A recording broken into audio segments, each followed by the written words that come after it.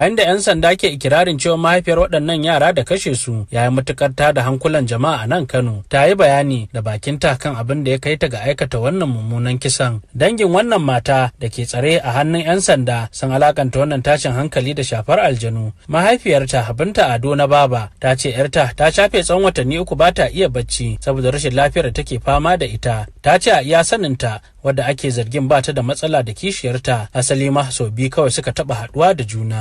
Almost 3 months. Wato kusan wata uku ke. Wata uku Hawwa'u ba ta da lafiya. Za ta zo za ta ce mana ba ta bacci. Kullum a gidanta za a zo ana daddanne ta ana shaƙe ta da daddare. Suwaye suke mata haka? Ita kanta bata sani ba. Sai a hawo benanta a guje, sai a sauka a guje ana dariya. Sai kuma a dinga kunna mata fitila ana kashewa. Ta zo ko da yaushe tana zuwa tana gaya min wannan zancen. Sai na ce Hawwa'u ta ce ina ce ki dinga addu'o'i, sai ta ce kin ga wayata. Da an zuzubo min addu'o'i an ce ta yi. Yau kwana 5 sai ta shigo gidan nan a guje. In ma na ce na'am. Dan Allah ba ni 1000 zan je gidan anti Meji da na gaya mata bana bacci, ta ce za ta kai ni gidan wani malami. Tun can dama tana fama da wata larura makamancin wannan ko a'a daga baya ta same ta? Daga bayan nan ta same ta. Kwatsam ya shigo haka jikinsa da jini, sai ce kashe 'ya'yanta ta gaya masa wai izo, wai ga 'ya'yanta nan wai za su kashe ta. To amma akwai wani rashin jituwa tsakaninta da ita da kishiyarta ta kokwa? Ita wallahi bata taba zuwa gidanta ba, Hawwa'u ma bata taba zuwa gidanta ba.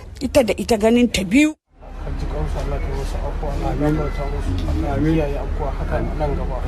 Bayan sakin da 'yan sanda suka yi masa, na garzaya gidan Ibrahim Haruna Aminu, mahaifi ga Yusuf Ibrahim da Zara Ibrahim da ake zargin mahaifiyarsa ta sassara. Tuni dai an kafa rumfunan zaman makoki a kofar gidan mahaifinsa kusa da inda wannan mummunan al'amari ya faru. Na gajiya, ya karin hakuri.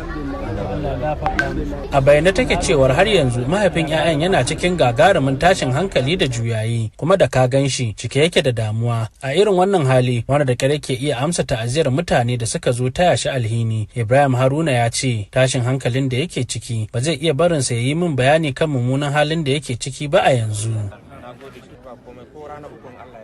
Ita dai rundunar 'yan sandan jihar Kano ta ce batun wannan matar ta Ibrahim Haruna yana hannun sashen binciken manyan laifuka da suka shafi kisan kai. Ga ƙarin bayanin da mai magana da yawun 'yan sanda a Kano DSP Haruna Abdullahi Kyawa ya yi min. Ita wannan mata mai suna Hawwa'u Habibu, yar kimanin shekaru 26, ta kashe 'ya'yanta kuma ta raunata wata yarinya mai suna Aisha, yar kimanin shekaru 10. Yanzu haka tana hannun mu, wanda ta tabbatar mana da cewa ita ta aikata wannan aika-aika. Ita ta ɗauki wannan adda da wannan taɓarya wato ta aluminium ta sassara yaran nan.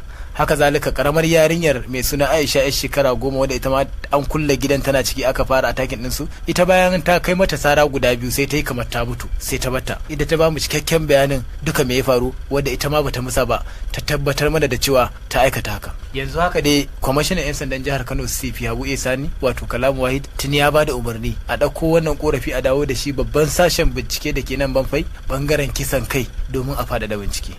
Wannan al'amari dai ya yi matuƙar ɗaure kan mutane a faɗin jihar Kano, ciki har da makwabtan wannan mata da ake zargi, inda suke cewa a iya sanin da suka yi mata, uwar yaran ba ta da taɓin hankali kuma ba su santa da shaye-shaye ba. Khalifa Shehu Dokaji, sashen Hausa na BBC daga Kano a Najeriya.